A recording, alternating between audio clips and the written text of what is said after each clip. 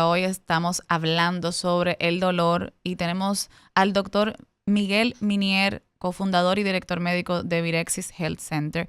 Y vamos a estar hablando sobre este tema. Bienvenido, gracias por estar aquí la mañana de hoy hablándonos de este tema que yo sé que es tan importante para muchos y que creo que es algo de lo que no se habla mucho. De cómo las personas realmente como que unen el tema del dolor, la salud mental y como decía Ortega, que cuesta la vida también de muchas personas desesperadas que quieren como liberarse de ese proceso de dolor. Claro, bueno, primero, ante todo, muchas gracias por la invitación. Verdaderamente el tema del dolor en el área de la rehabilitación física, que es lo que mayormente trabajamos allá en nuestro centro, está muy vinculado a las partes emocionales. Y yo siempre he dicho a mis pacientes que para nosotros medicar a un paciente de inicio en cualquier proceso de tratamiento que vaya a llevar, hay que ver al paciente desde un todo. Desde un todo, desde cómo lo inició, el proceso que está viviendo, qué tiempo tiene el paciente con la condición que lo trajo a nuestra consulta.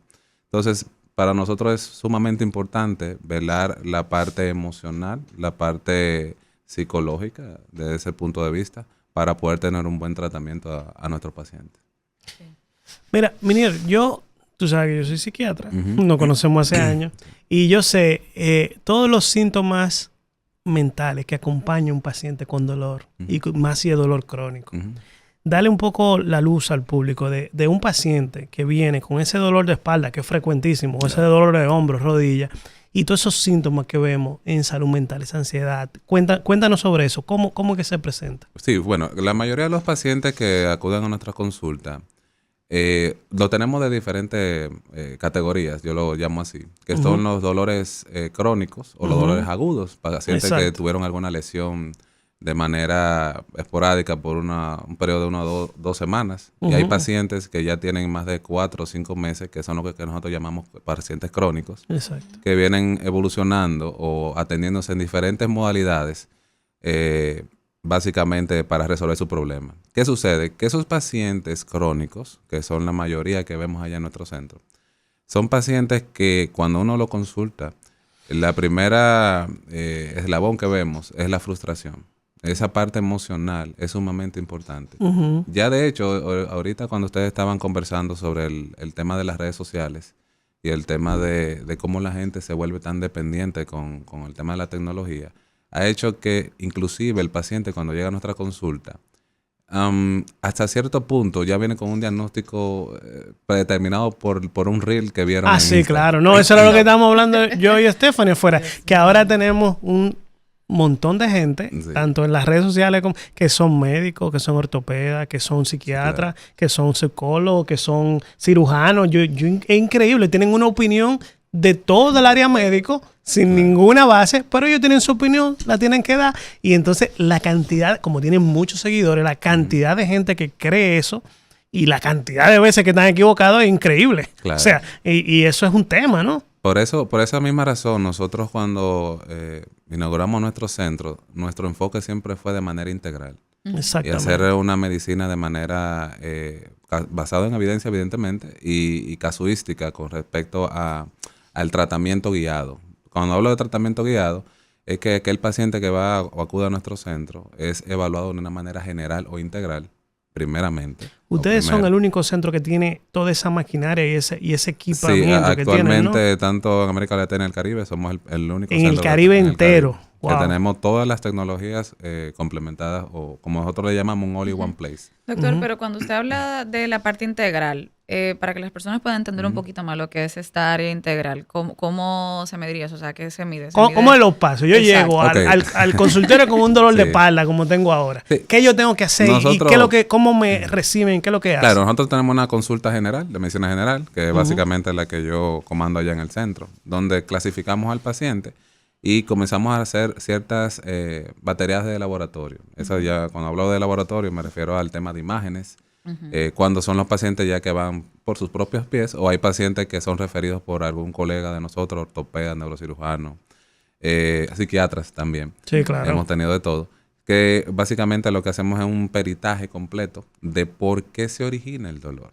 Y como bien cada uno de nosotros sabemos en el tema de nuestra formación, el historial clínico esa parte de cómo ocurren los eventos es lo que da el 80-90% de un buen diagnóstico. Pero también ahora mismo se está agregando que durante nuestros estudios no se visualizaba tanto el acompañamiento psicológico o psiquiátrico. Claro. Entonces nosotros estamos ahora mismo creando ese módulo dentro de nuestro centro. Entonces, ¿qué resulta? Que cuando el paciente se consulta allá en nuestro centro, se evalúa de manera general, viendo las condiciones de, evidentemente, el origen del problema. Y básicamente, cuando determinamos el problema, luego de varias consultas, tanto general como médico-fisiatra, nutriólogo, a veces un ortopeda, cuando se necesite, entonces hacemos un consenso y mediante a eso iniciamos un proceso de tratamiento. Claro. ¿Por qué lo hacemos así? Porque nosotros somos más de un centro de medir la evolución del paciente. No queremos un paciente que vaya a durar 6 meses en una rehabilitación sin ningún tipo de mejoría. Claro, entonces, allá todo lo medimos. Por esa razón, la cantidad de maquinarias que tenemos allá son nuestro... Claro, porque tú sabes lo que hacen, Stephanie, regularmente. Yo tengo un dolor de espalda, yo voy al ortopeda. El ortopeda lo primero que hace es que me da un analgésico y ya está, y me manda para mi casa. Sin saber por qué me pasa, sin saber si estoy agrandando el dolor y nada más estamos bajando la analgesia, que muchas veces no funciona, por cierto, y creando otro problema con la posible úlcera que está usando o incluso adicción, ¿no? Porque lo usan sin prescripción o sin prescripción correcta. Y lo importante que es saber y tratar y saber de dónde viene el dolor para poder curarlo bien, porque si no, regularmente, si tú tienes una pequeña hernia, en 3, 4, 5 años, estás operándote en neurocirugía. Si tienes un pequeño dolor de hombro, hay que hacerte un reemplazo de todos los ligamentos. Entonces, el tema que ahora puede ser muy pequeño, si no sabemos tratarlo bien y no sabemos por qué está pasando, al final nos puede traer un detrimento. ¿No es así, ministro? Claro, y bueno, básicamente allá nosotros sí damos mucho seguimiento al tema de la evolución, como bien mencionaba anteriormente, y es que hacemos estudios controles.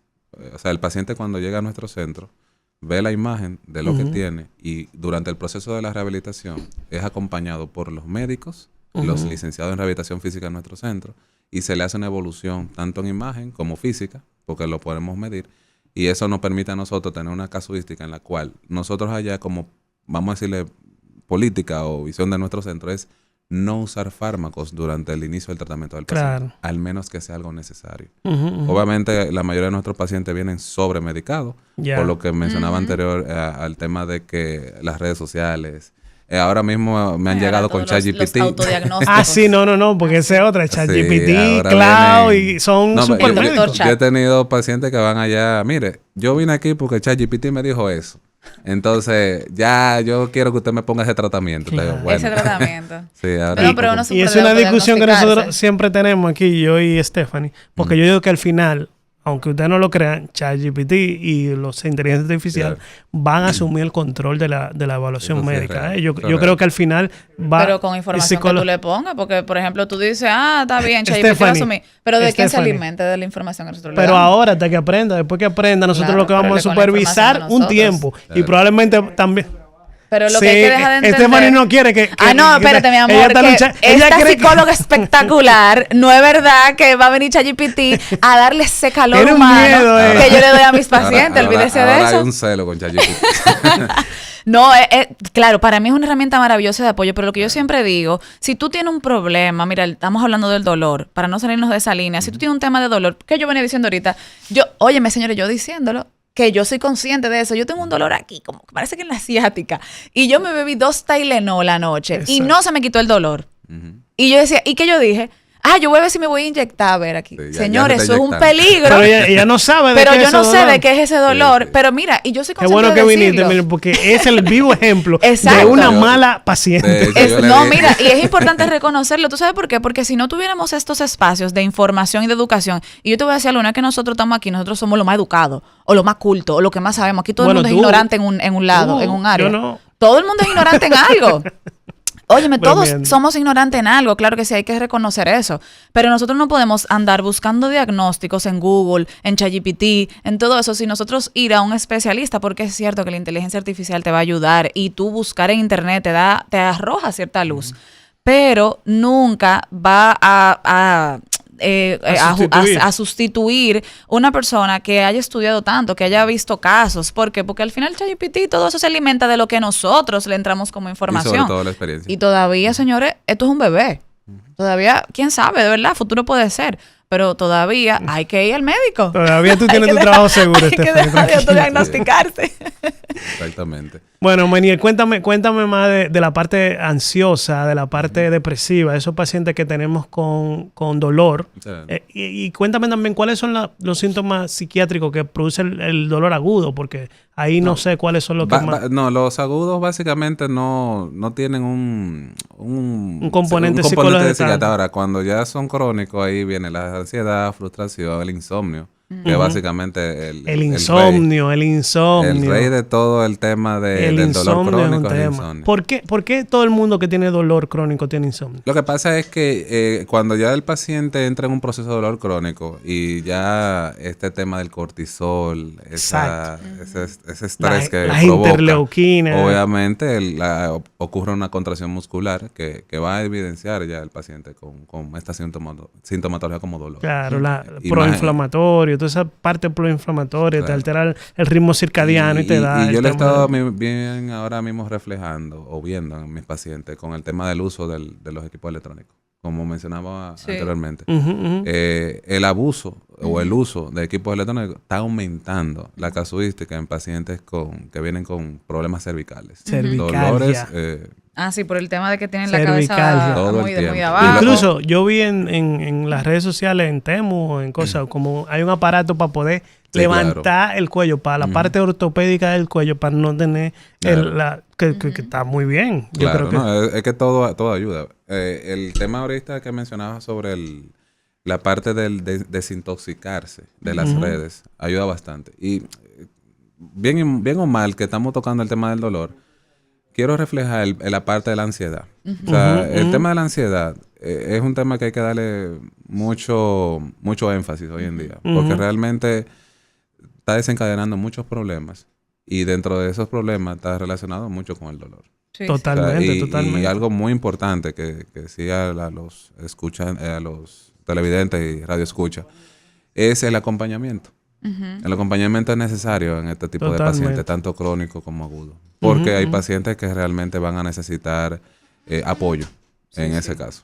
Doctor, pero entonces, ¿por qué a dos personas que pueden sentir el mismo dolor lo sienten de forma tan diferente? Ok, aunque de origen pudiera ser la patología, o sea, que puede ser que ambos tengan la misma patología, va a depender mucho del factor ambiental o biológico, básicamente del mismo paciente.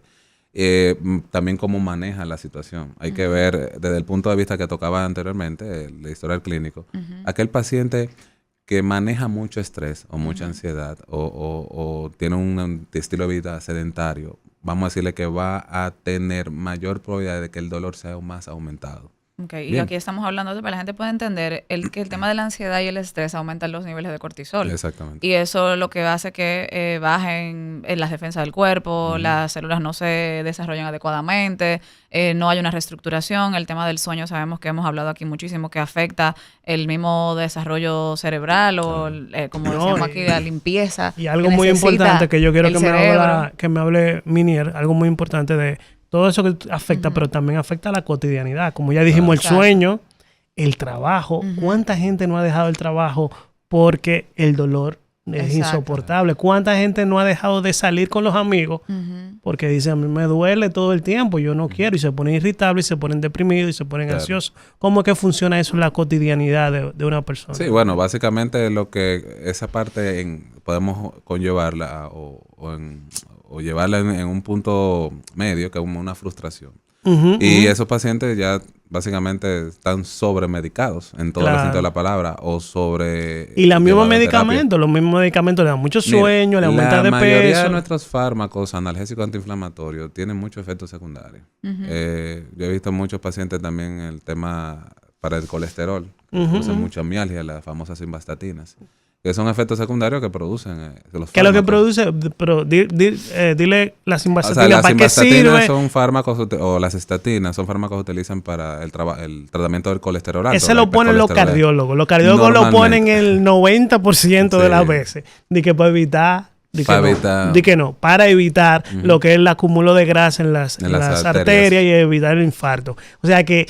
Pero el cardiólogo nunca me ha dicho, no ha dicho a nadie, yo no tomo simvastatina, pero... Claro, pero sí el tema es que básicamente los efectos secundarios, uno de ellos que nosotros vemos a diario ya es la mialgia. Y entonces hay pacientes que tienen meses, años con dolores musculares. Y no saben que es la pastilla. Y hemos tenido que sustituir el medicamento o bajar la dosis o hacer una interconsulta con endocrinología. ¿Y qué dice ese paciente cuando ustedes le quitan esa pastilla? Ven la gloria. Y le quitan... No, yo me imagino...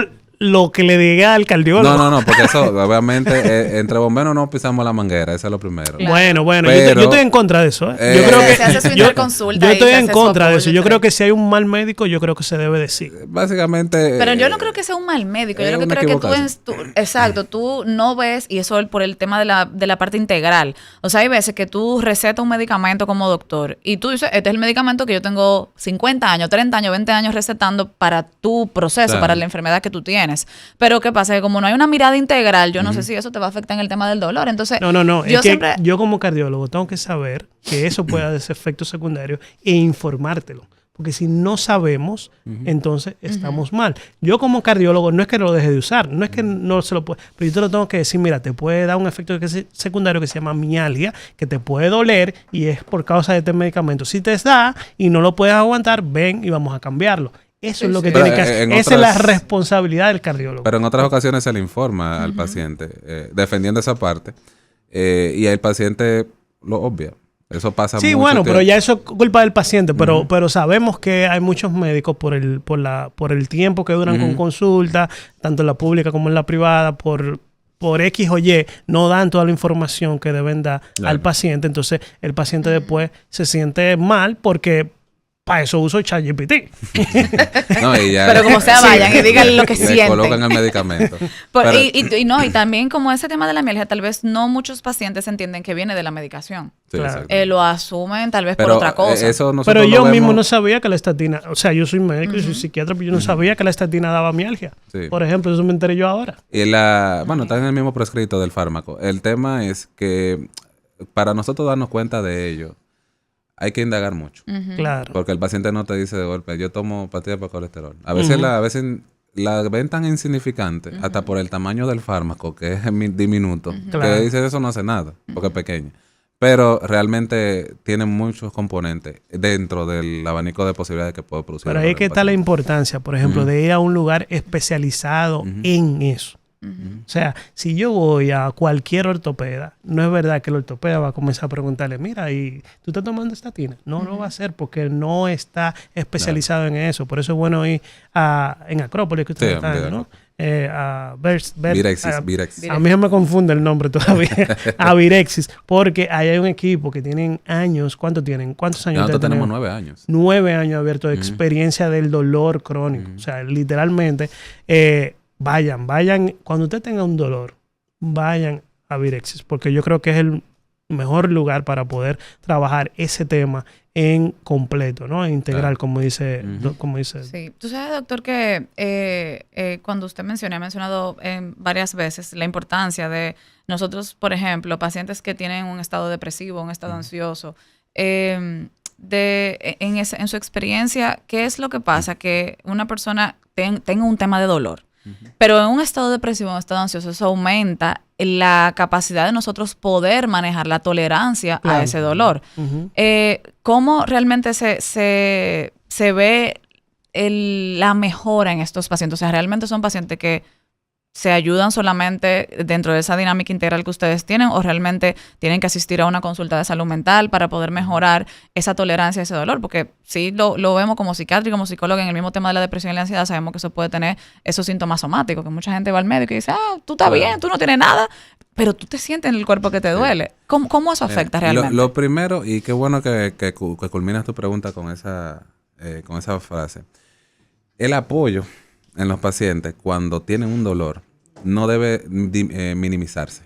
Porque muchas veces las pacientes dicen, me duele la rodilla, Y aunque tú le hagas un estudio y el estudio arroje que tenga, vamos a decirle, pocas patologías que puedan realmente dar síntomas de dolor, ese paciente tiene un dolor que es real. Eso es lo primero, clasificar esa parte. Lo segundo es que cuando nosotros recibimos un paciente allá y clasificamos si es agudo o crónico, desde el punto de vista cuando el paciente habla sobre la cantidad de pasos que ha dado, ¿verdad? Para poder resolver su problema, ya tú sabes que es un paciente que realmente va a necesitar un apoyo psicológico. Totalmente, claro. Porque es un paciente que básicamente tiene una frustración enorme. Entonces, claro, nuestras tecnologías ayudan bastante en la recuperación del paciente. Porque de hecho allá nosotros contamos con cámaras hiperbáricas, crioterapia, cuerpo completo. O sea, hay un gran número de maquinaria que ayudan bastante. Y hay una cosa que ustedes tienen que creo que nada más ustedes la tienen, que es como un tipo de láser, ¿no? Sí, diferente. es el único láser de alta intensidad que hay en el país para trabajar el paciente con dolores. Obviamente sin el uso de fármacos, como mencionaba al principio, que permite reconstruir las fibras musculares. ¿Cómo que funciona exactamente ese? La primero es que a nivel ya médico, el láser tiene múltiples, vamos a decirle, beneficios.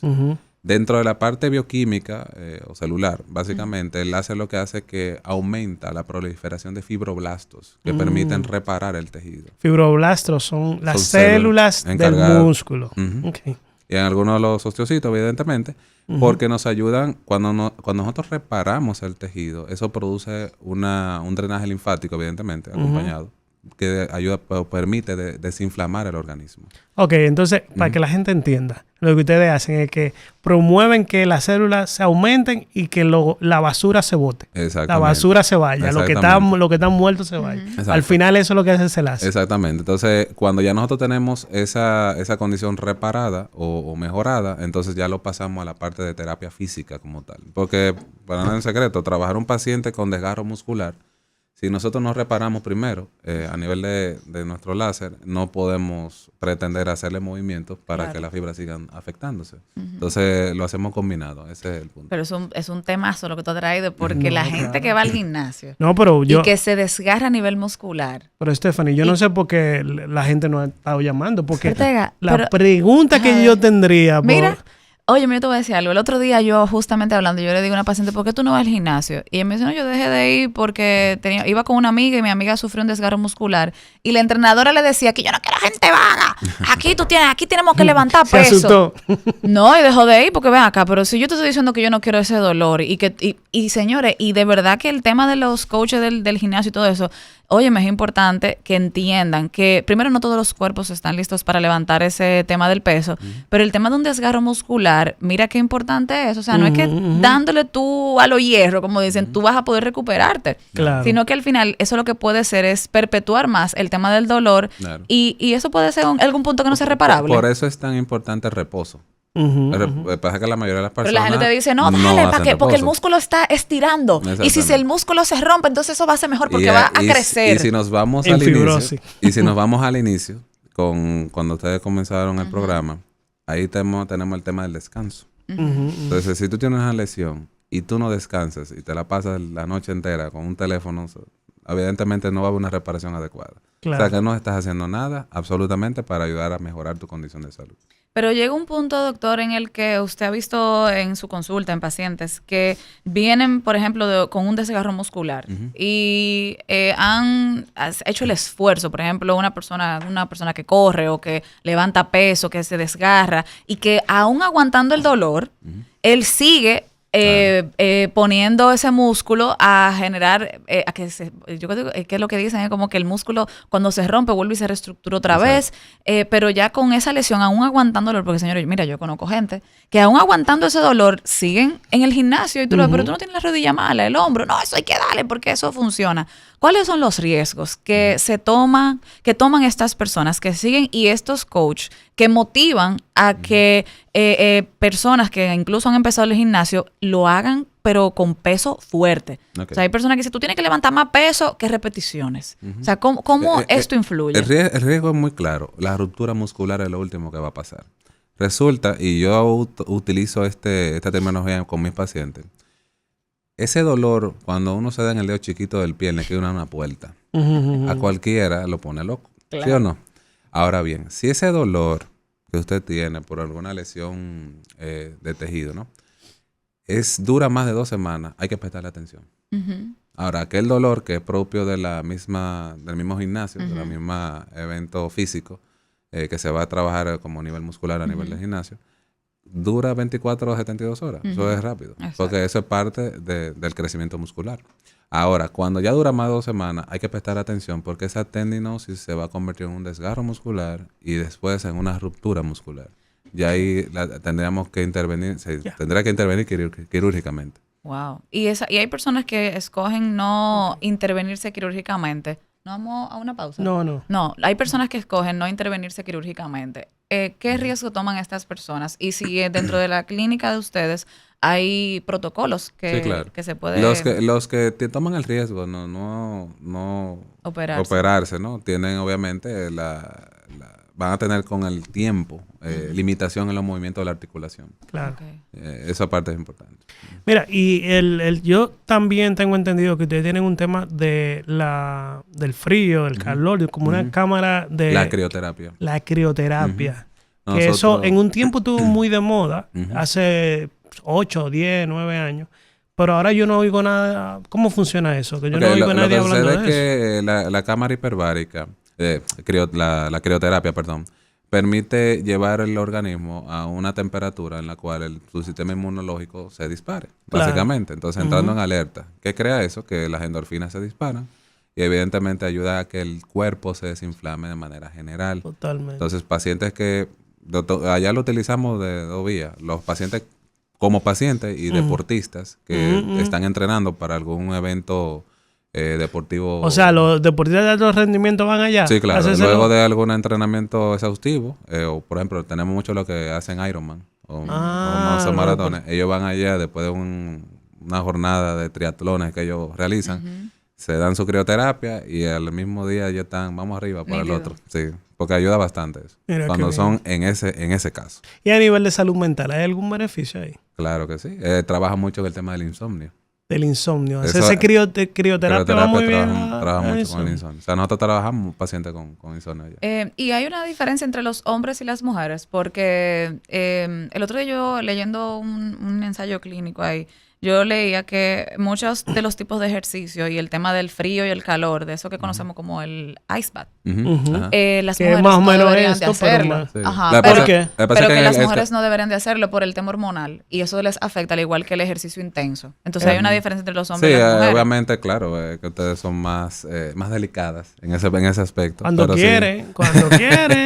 Son fuertes, pero son más delicadas, claro que sí. Por esa razón, nosotros allá en el centro, antes de pacientes someterse a una crioterapia, es evaluado de manera exhaustiva. Eso porque es no importante. es que yo voy y me coloco No, en la claro, porque ¿qué es? Y regresamos aquí a nuestro programa de Cátedra Médica, donde estamos hablando sobre el dolor con el doctor Miguel Minier y nos quedamos en el debate y en la pregunta de cómo el dolor influye. Estamos hablando de cómo el dolor influye en la salud mental, de los pasos que hay que tener antes de nosotros hacer un autodiagnóstico, de la importancia de nosotros poder ir a la mano de especialistas y de todas las nuevas opciones que nosotros tenemos dentro del centro de Virex para poder trabajar el tema del dolor. ¿Tú lo aprendiste más rápido que yo?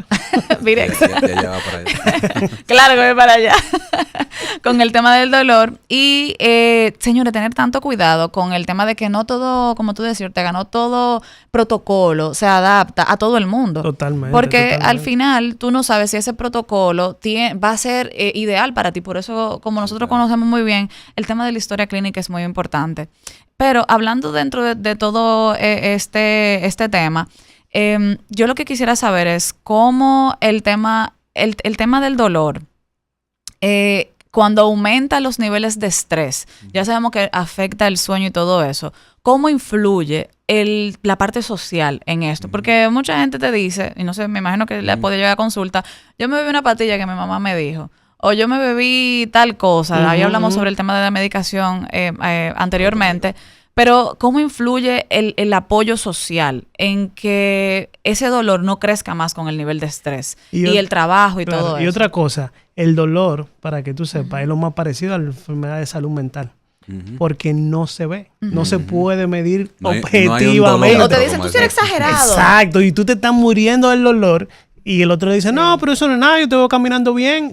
Mi hija, por ejemplo, que la tengo que llevar allá porque tiene un tema en la espalda, ella la veía caminando, cojeando. Yo le decía, pero mi amor, ¿te duele? Sí, ella me decía, le duele. Y Jenny, no, ella se está haciendo. Se está haciendo. Y es que, y no lo hacía por mal, porque en ese momento había un tema emocional, pero es lo que nosotros no sentimos lo que el otro está sintiendo. Y eso genera, me imagino, mucha frustración. Claro, Pero ¿cómo realmente en su experiencia impacta la parte es que social? realmente lo que tocaba anteriormente es el tema del apoyo familiar, apoyo de amigos, porque no se puede minimizar el dolor. El dolor no se puede echar al menos, porque un paciente te dice, mira, que me molesta la rodilla. Sí, pero párate de ahí, vamos para arriba, vamos andando. Claro.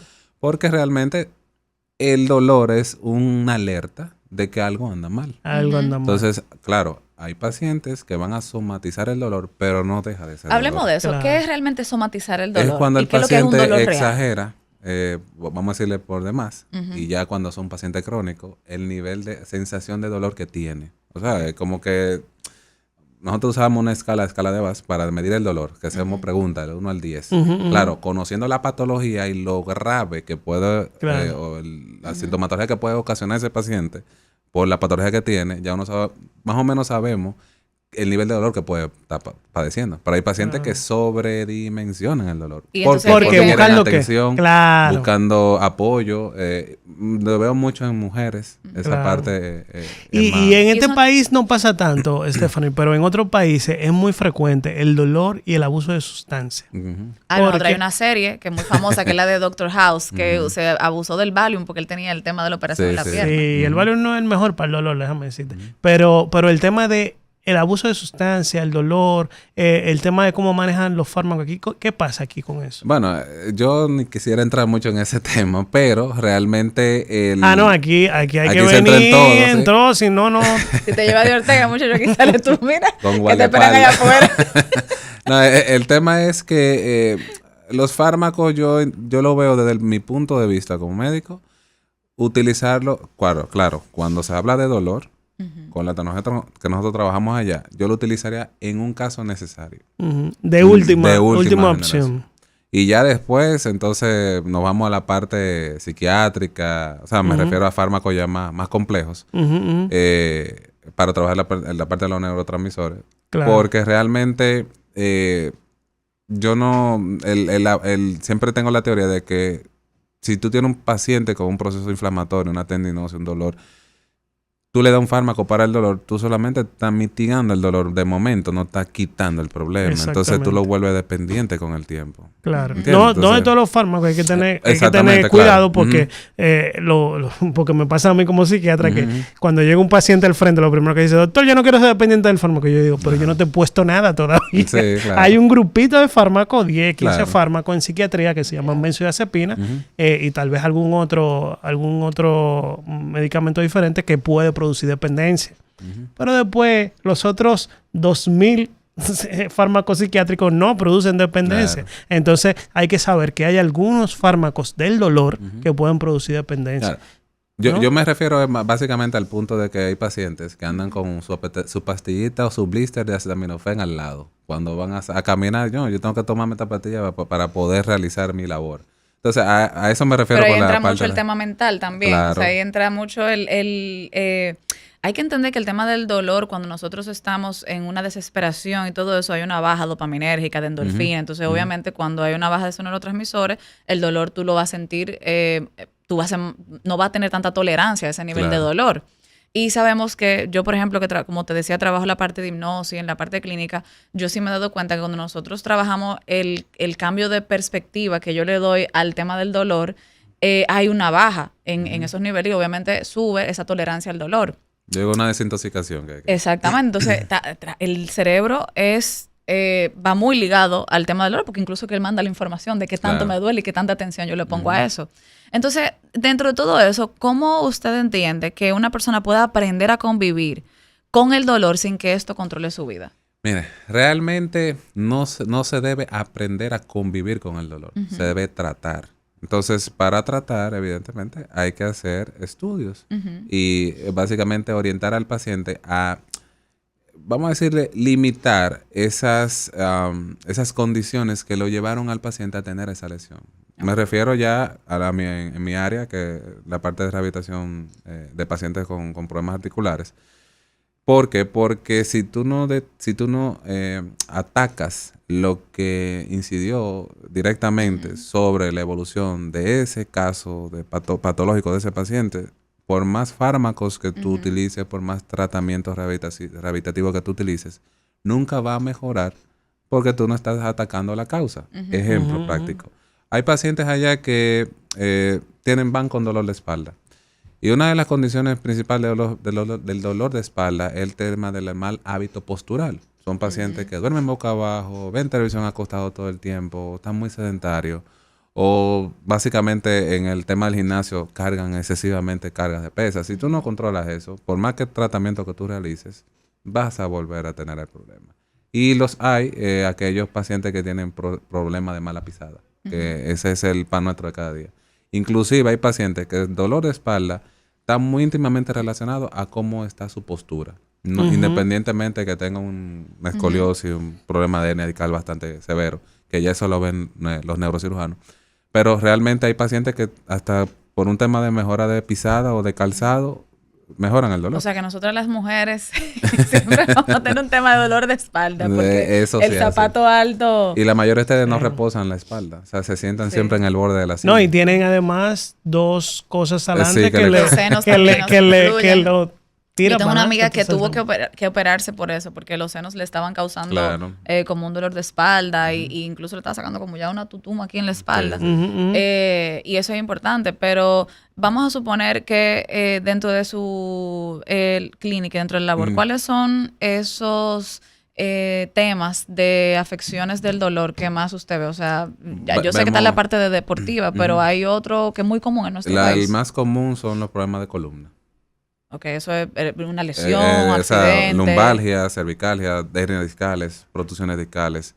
Es básicamente el dolor más, o los pacientes que mayormente vemos, ciáticas. Y hay muchas personas que con una ciática, por ejemplo, dicen, yo me tengo que operar.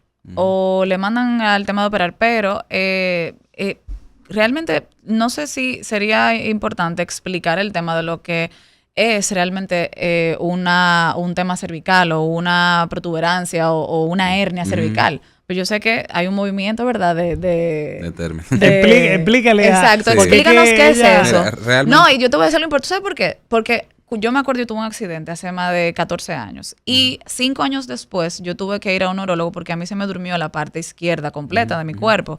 Y cuando yo voy a revisarme 5 años después fue que me salió que el golpe látigo del cuello, me salió una protuberancia aquí en el cuello. Mira. Exacto. Y yo me trabajé con acupuntura, con qué sé yo qué, con todo eso. Me dan eso. Y yo tuve que durar un tratamiento de 6 meses, yo no sé, hace mucho tiempo, para que yo pudiera como que a nivel neurológico, a nivel del dolor que yo tenía, como volver a recuperarme. Yo no podía tener hijos, no podía nada. O sea, eso era... Explícale qué es lo que entonces, pasa. ¿cuál es la diferencia entre eso? Entre una protuberancia, una hernia, o sea, ¿qué es lo que pasa aquí? Claro, mira. Normalmente, a nivel radiológico, nosotros cuando vemos un informe de nuestros radiólogos, se utiliza mucha terminología, hernia y protusión de disco. Y la mayoría de los pacientes, vamos a decirle cerca del 90%, creen que tienen hernias discales y son protusiones de disco. La protusión de disco es la antesala a la hernia. Okay. Entonces, nosotros tenemos que ver ese disco, verdaderamente como un disco, que tiene dos partes. Una parte céntrica, que nosotros llamamos núcleo pulposo, que es la parte, vamos a decirle, gelatinosa, y la parte periférica que contorna ese disco, ese núcleo, es el anillo fibroso. Cuando el anillo fibroso es lo que sale del sitio, de la trayecto de la columna, ¿verdad? Sale o se dilata, es lo que llamamos protusión de disco. Ahora, cuando ese anillo se rompe y sale todo el núcleo, y esto lo convierte en una hernia extruida o extraligamentaria, que puede ya llevar a un tema caudal o craneal, dependiendo de la dimensión en cómo salga, ya esos son pacientes quirúrgicos. Normalmente son pacientes que ni con los fármacos, aunque vamos a poner esto en contexto. La mayoría de los neurocirujanos ortopedas especialistas en columna, uno no se preparan para operar. O sea, aunque operan, su función es básicamente evitar ya la cirugía. Eso es lo que se entiende, ¿verdad? A nivel médico. Pero ya cuando de verdad necesita cirugía, el paciente la va a requerir 1A, no importa que haga todo tipo de terapia. Entonces, volviendo al tema rehabilitativo, si el paciente, llegando a nuestro centro, es diagnosticado y la sintomatología lo ameritan, es referido inmediatamente a la parte quirúrgica. Si no, si vemos que puede no llegar ahí, entonces utilizamos ya la tecnología. Doctor, ya en estos últimos minutos, denos algunos tips preventivos y recuérdenos sus redes sociales y dónde pueden contactarlo. Claro. Bueno, a nivel de tips preventivos está el tema del sedentarismo. Hay que fomentar el tema del movimiento, pero el movimiento consciente. Claro. De lo que estábamos hablando anteriormente. Y básicamente el tema el tema de las posturas. Las posturas, evidentemente, hoy en día hay que trabajarlas. Yo tengo un tema con eso. Yo estoy doblado totalmente. Hoy en día estamos nosotros viviendo una vida muy agitada y no nos dedicamos tiempo a nosotros en temas posturales y eso repercute con el tiempo en problemas de hernia de disco. Entonces, recuérdenos sus contactos, sus redes sociales y dónde se pueden dirigir. Nosotros estamos ubicados en el 3er piso de Acrópolis Business Mall, aquí en la Churchill. Y ustedes están en los popis. En los lados de los popis. Y estamos básicamente en las redes sociales como virexis.do y la página web igual, virexis.do. Y los teléfonos 809-563-1000. Señores, si a usted le duele algo, vayan a Virex. Ese tiene el mejor equipo que hay. Gracias. Bueno, nos señores, vemos el próximo viernes. Vamos a hablar de... ¿Qué vamos a hablar el próximo viernes? Quédense atentos, señores, porque el próximo viernes les vamos a traer un tema maravilloso. Así que feliz fin de semana y pórtense bien.